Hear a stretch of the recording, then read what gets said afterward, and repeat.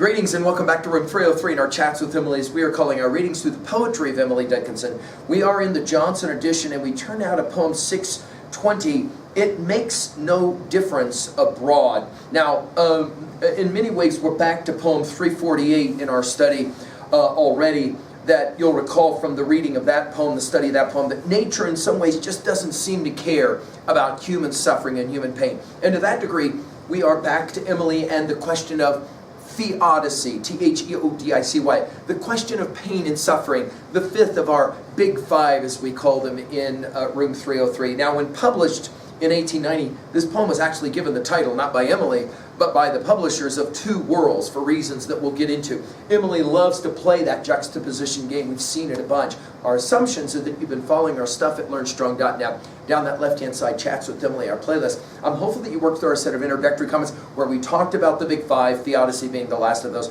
As well, I'm hopeful that you've already read through and studied the preceding 619 poems. We just finished with 619. Glee, the Great Storm is over.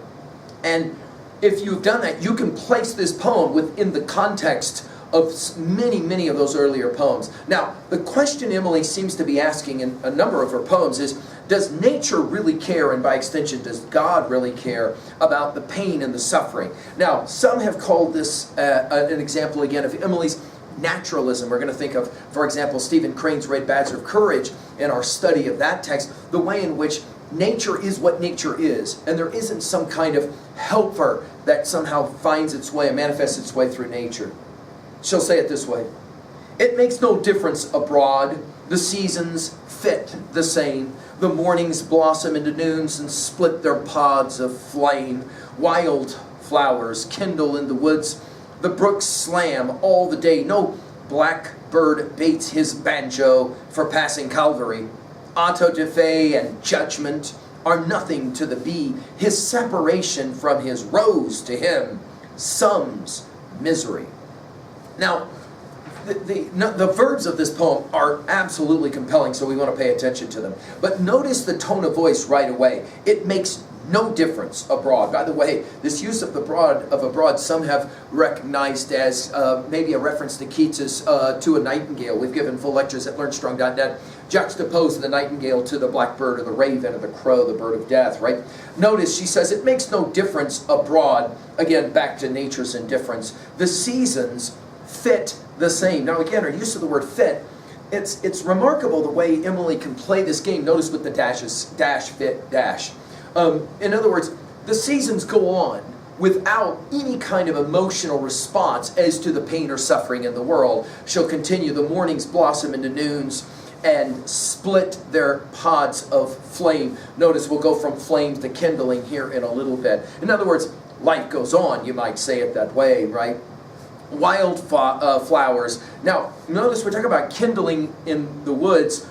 Flowers, fires, her way to play with the words is quite remarkable. Wild flowers kindle in the woods. The brooks slam all the day. Now, a possible another reading of this for slam would have been brag. But she used the word slam. And it's quite a compelling verb. I mean, in what ways do brooks slam? Well, of course, we know about something like Tinsley Creek, where if you sit next to it, those boulders start to rock together, especially when the water's moving quickly in the early spring. The brooks slam all the day. In other words, the river goes on. We can't help but think of Heraclitus in a moment like this, right? And the way in which T.S. Eliot played a similar game in Bert Norton. Go back and we've given full lectures at learnstrong.net. The brooks slam all the day. No, hear all the bees here, from brooks to blackbird baits his banjo. Again, the verbs are quite compelling here. For passing Calvary. Now, the word banjo only gets used one and only one time here in her poetry, and it's here. Blackbird only gets mentioned one time as that bird, and it's here. And of course, we know Emily's love of birds. For passing Calvary. Remember when we studied 348, Queen of Calvary, and when we get to 1072, the Empress of Calvary. Again, her identification with Christ and Calvary. What's the point she's making? It really doesn't matter. She mentions three major moments of pain and potential pain and suffering. The first is Calvary. The second is the auto de fe, only used once in all of her poetry. Of course, the act of faith, that is to say, in the Inquisition and the burning of the at the stake, right? If one did not was not able to profess the correct teachings or whatever, and then finally judgment. So those are the three things, as in the end of one's life and the final judgment to come. None of that has any meaning to the bee. Right? We go from the opening line of the poem, it makes no difference, to now separation.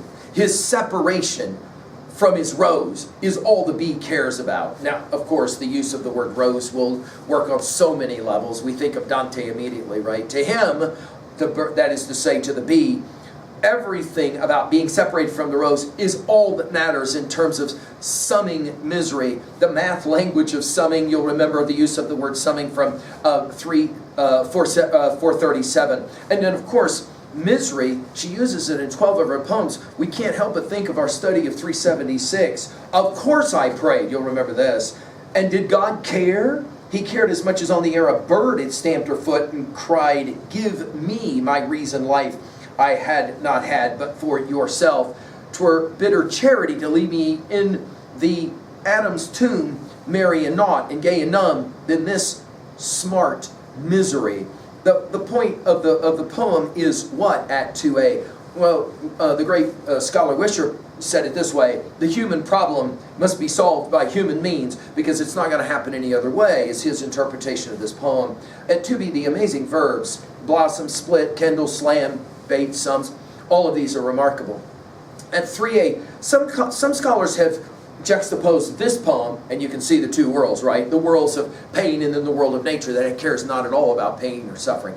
But you'll remember in our study of Wordsworth's Preludes that he talked about the correspondent breeze, and obviously Emily's having none of it in a poem like this. And again, Crane's Red Badge of Courage comes to mind in those moments in that novel when, for example, there will be an event like a tragic death, and nature seems to care not at all. Finally, at 3b, when was a time that you felt hopeless in the face of suffering, and clearly nature and the bee only cared about its rose? Thank you.